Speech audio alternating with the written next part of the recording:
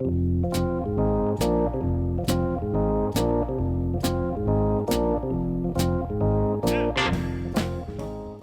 à toutes et tous, c'est la rentrée et qui dit rentrée dit nouvelles chroniques, nouvelles émissions radiophoniques. Alors pour vous, j'ai choisi de faire une émission sur les lumières de l'ombre, ce sera son titre. Qu'est-ce que c'est que les lumières de l'ombre? Eh bien, j'ai voulu mettre en lumière les personnalités qui sont dans l'ombre, à savoir les auteurs, les paroliers. Car oui, lorsque vous entendez une chanson qui passe sur antenne, en TV, en radio, vous vous dites le texte c'est pas mal quand même. Mais il faut savoir que derrière ces textes, en général, 80-90% des chanteurs n'en sont pas les auteurs. Ils font appel à des paroliers. Et c'est ces gens-là que j'ai voulu mettre en lumière, car ils sont trop souvent dans l'ombre. Alors, pour commencer cette chronique, j'ai choisi un des plus grands. C'est Claude Lemel, à l'image de Pierre Delanoë, qu'on aura l'occasion de découvrir plus tard. Claude Lemel est l'un des paroliers les plus prolifiques et respectés de la chanson française. Il est né en 1945 à Paris. Il a marqué l'histoire de la musique en écrivant pour les plus grands artistes tels que Joe Dassin, Michel Sardou, Serge Reggiani, Nana Mouskouri, Carlos et bien d'autres. Lemel a commencé sa carrière à la fin des années 60 et s'est rapidement imposé grâce à son talent pour capturer les émotions humaines avec une précision poétique. Son style se distingue par la richesse de ses textes, souvent empreints de mélancolie, mais aussi de tendresse et de simplicité. Au fil des décennies, il a écrit plus de 3000 chansons, dont 130 sont devenues des tubes mondialement connus, devenant ainsi une figure incontournable de la scène musicale française. Outre son travail d'auteur, Claude Lemel s'est également investi dans la transmission de son savoir, en animant des ateliers d'écriture et en étant un mentor pour de nombreux jeunes auteurs. Il est devenu aussi vice-président de la SACEM en France. Et Claude Lemel, c'est avant tout l'art de sublimer les mots pour en faire des chansons qui touchent le cœur du public. Un homme de l'ombre, certes, je vous le disais, mais dont les mots ont éclairé la vie de millions de personnes à travers ses collaborations inoubliables. Alors pour le mettre en valeur, j'ai choisi, il y aura 3 chansons dans ces chroniques, et le premier que j'ai choisi, c'est un artiste que Claude Lemel a un petit peu remis sur pied. Il s'agit d'Hervé Villard. Hervé Villard donc est un chanteur et auteur-compositeur français, né René Villard en 1946 à Paris.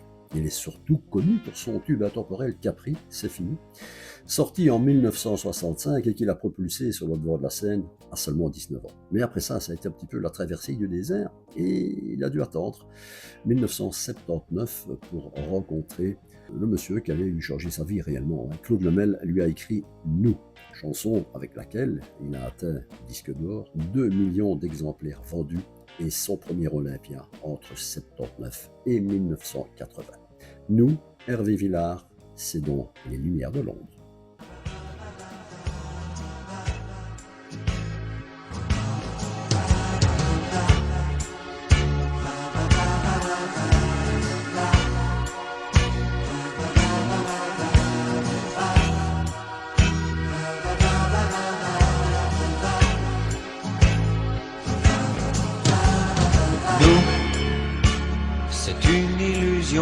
Qui meurt d'un éclat de rire en plein cœur, une histoire de rien du tout, comme il en existe beaucoup.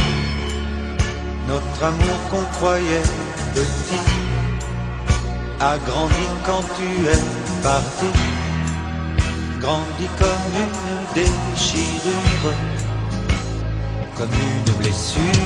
Mais pourquoi le silence?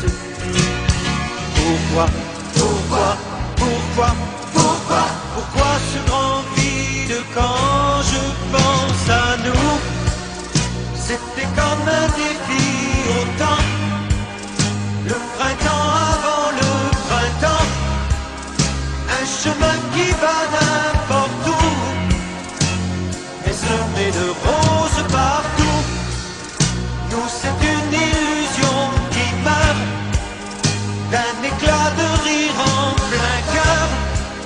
C'est la fin du premier amour, ma vie qui appelle au secours.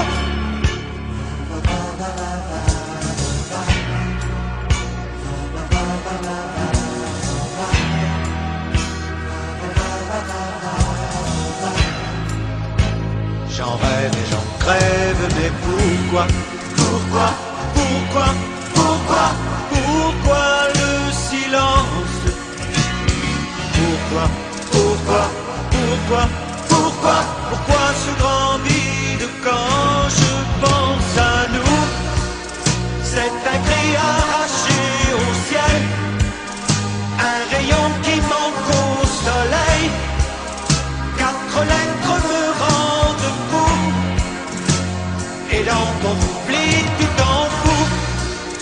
Je suis seul à nos rendez-vous, mais parfois dans mes rêves flous, une voix de je ne sais où me parle d'espoir et de nous.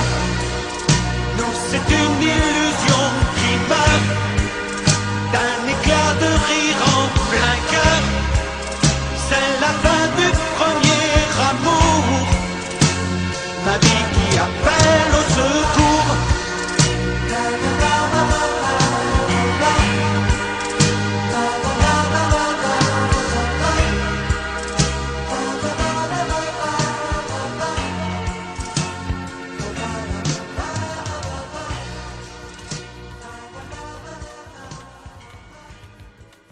Autre grand artiste faisant partie de la team de Claude Hamel, c'est Serge Reggiani.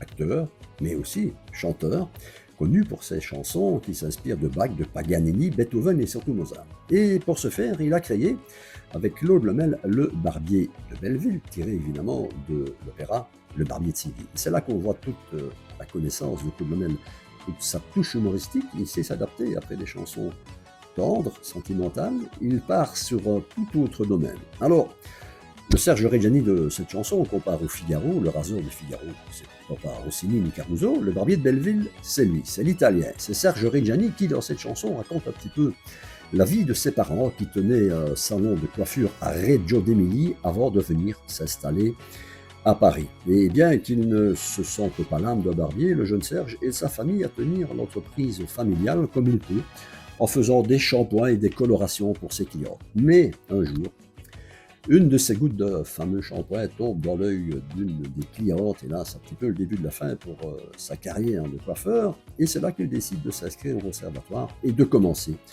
une carrière artistique, et je pense que bien lui en a pris. Voici le deuxième titre de cette chronique, Dans les lumières de l'ombre, Serge Reggiani, le Barbier de Belleville.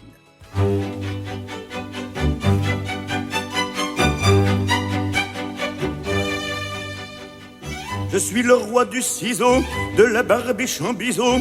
Je suis le barbier de Belleville.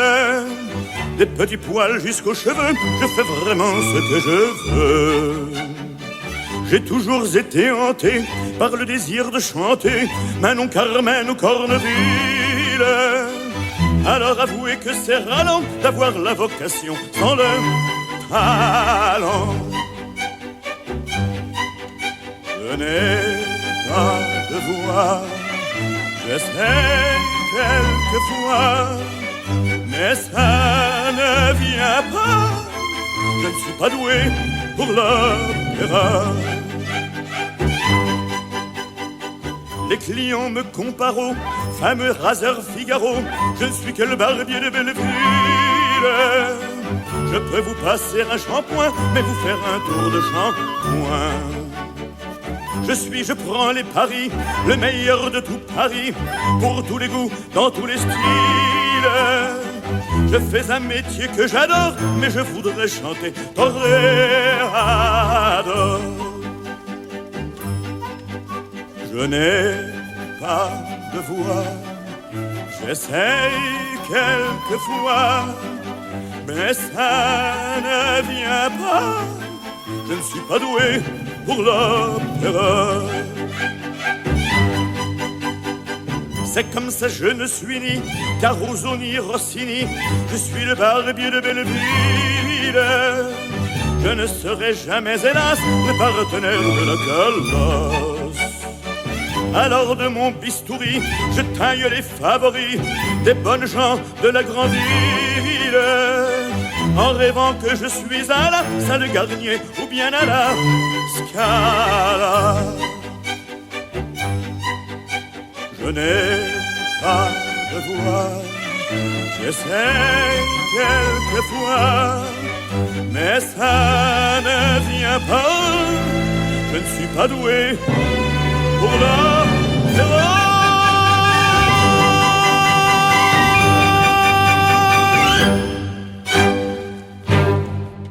Le troisième et dernier artiste de cette première chronique, Les Lumières de l'ombre, est consacré à Joe Dassin.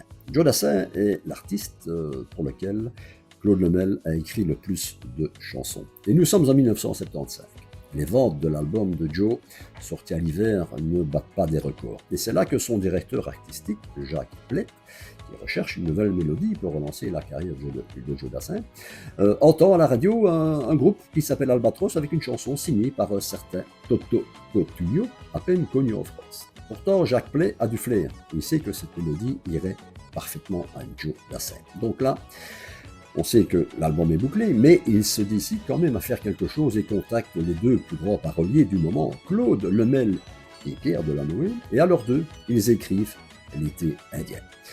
L'été indien, ce sera le plus gros succès commercial de Joe Dassin, 800 000 exemplaires vendus, disque d'or et tout ça, mais aussi le plus grand tube de Claude Lemel. Donc du coup, les deux paroliers s'exilent à Deauville pour essayer de sortir ce tube qui est devenu un tube incontournable. C'est avec cette chanson de Joe Dassin, 1975, L'été indien. Je vous souhaite, nous sommes en septembre, il va peut-être se dérouler chez nous cet été indien, je le souhaite à tout le monde. On se retrouve la prochaine fois pour une nouvelle chronique des Lumières de l'ombre. N'oubliez pas que leurs plumes ont écrit les plus grands tubes. À bientôt, portez-vous bien.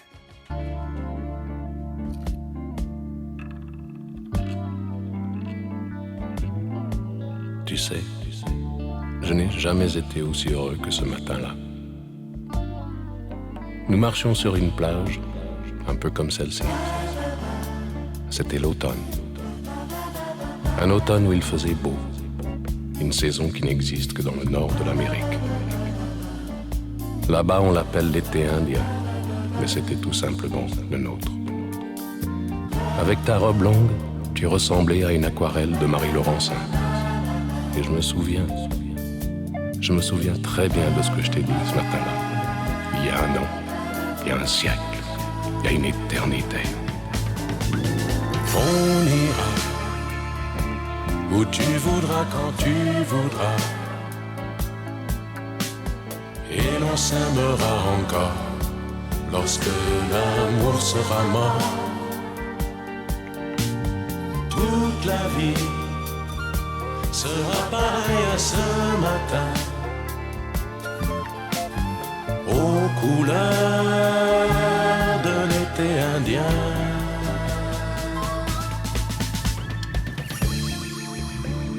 Aujourd'hui, je suis très loin de ce matin d'automne, mais c'est comme si j'y étais. Je pense à toi. Où es-tu? Que fais-tu? Est-ce que j'existe encore pour toi? Je regarde cette vague qui n'atteindra jamais la dune. Tu vois, comme elle, je reviens en arrière. Comme elle, je me couche sur le sable et je me souviens. Je me souviens des marées hautes, du soleil et du bonheur qui passaient sur la mer. Il y a une éternité, un siècle, il y a un an. On ira où tu voudras, quand tu voudras. Et l'on s'aimera encore lorsque l'amour sera mort. Toute la vie sera pareille à ce matin, aux couleurs de l'été indien.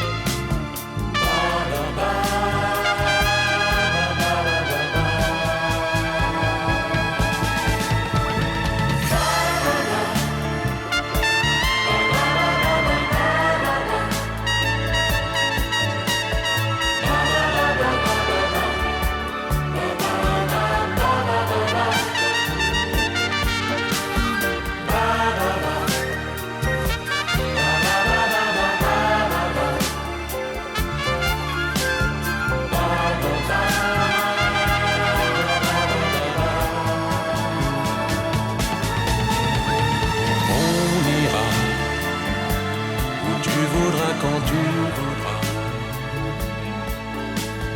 et l'on s'aimera encore lorsque l'amour sera mort.